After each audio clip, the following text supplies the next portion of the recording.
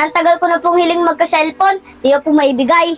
Irish anak, pasensya ka na muna talaga. Huwag ka mag-alala. Pag nagpadala tatay mo ng pera, ibibili agad kita ng cellphone. Lagi naman ganyan yung sinasabi nyo, Nay. Sige na po, Nay. Alis na po kayo. Mag-ingat po kayo. O sige na, halika na Kylie. Ikaw nang bahala dito sa bahay ah.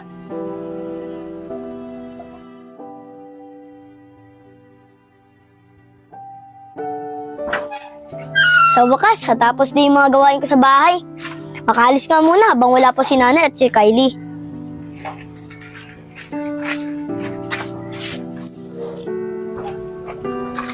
Ay, si Ate Angel. Makausap nga. Ate Angel, Ate Angel! Pwede ba kita makausap? Oo naman, Irish. O bakit? Anong kailangan natin pag-usapan? Ate Angel, ang tanong ko lang sana kung ba't ganun si Nanay, parang di niya ako mahal. Ano ka ba, Irish? Bakit mo naman natanong yan? Ano pa bang masasagot natin? Siyempre, mahal ka ng nanay mo. Ano, ate, mahal? Mukhang hindi nga ako mahal ni Nanay.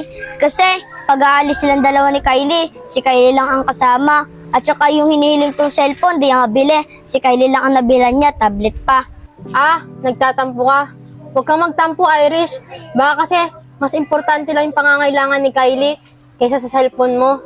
Basta, Irish, lagi mong tatandaan, mahal ka ng nanay mo. Pati na rin si Kylie, mahal kayong dalawa ng nanay mo.